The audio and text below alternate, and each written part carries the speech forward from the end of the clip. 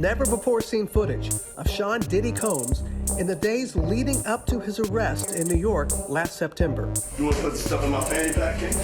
The exclusive video obtained by Netflix shows Combs debating with his lawyers about strategy. Listen to me. I'm going to get off the phone right now, and I am going to let you professionals look at the situation and come back to me with a solution.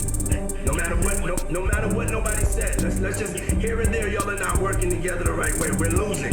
The footage is part of a new, highly anticipated docuseries by director Alex Stapleton and rapper and executive producer Curtis 50 Cent Jackson, titled Sean Combs: The Reckoning.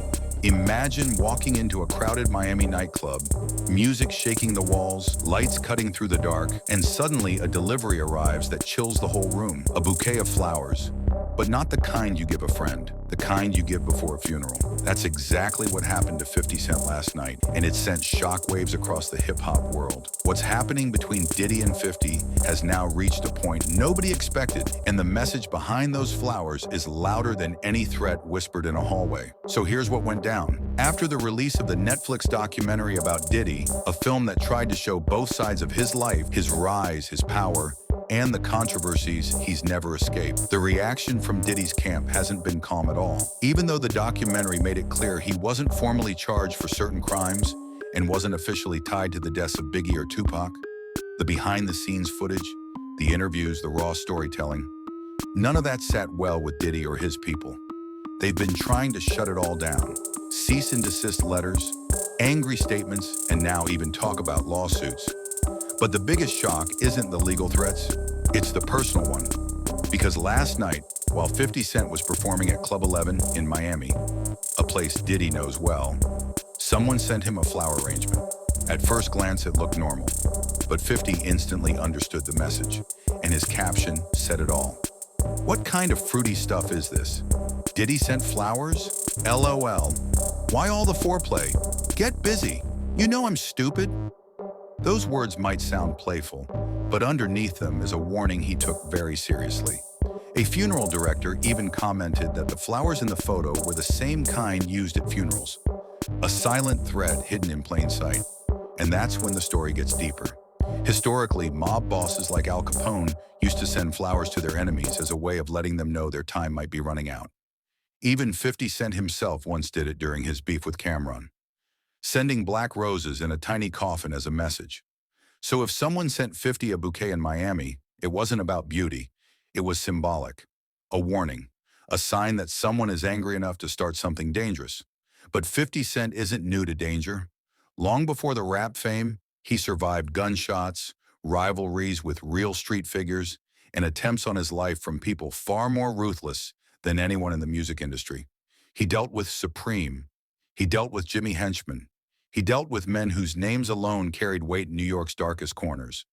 So this moment, it's familiar territory for him, and he's never been the type to hide or run. He posted the flowers publicly on purpose. Not to snitch, but to make sure the world is watching, because if something happens, the trail will already be public. And it's wild to think about how this connects to hip-hop history. Some people even call 50 Cent Tupac's revenge, because throughout his career, he's gone at the same people Pac once had issues with. Jimmy Henchman, done. Supreme, done. Even stories of sending warning signs, like the dead rat someone once found at Henchman's front door, show that 50 isn't afraid to play the same game people try to play with him. And now with this Netflix documentary, the heat around Diddy is bigger than ever. Diddy has always had rumors behind him. Powerful allies, dangerous stories, strange situations that never fully made sense. And 50, being bold as always, pushed all of that into the spotlight. So of course there's backlash. Of course someone is angry. Of course someone wants him to back off. But nothing about 50 Cent suggests fear. He's surrounded by people who move smart, quiet, and prepared. He stays protected. And by posting everything online, he's making sure the world knows the situation before anything goes too far. Even when Diddy once claimed he would deal with Eminem after Kill Shot, nothing happened. But 50 is a different case. He's outside, he's active. He promotes where he's going. And that's exactly how someone knew he'd be at Club 11.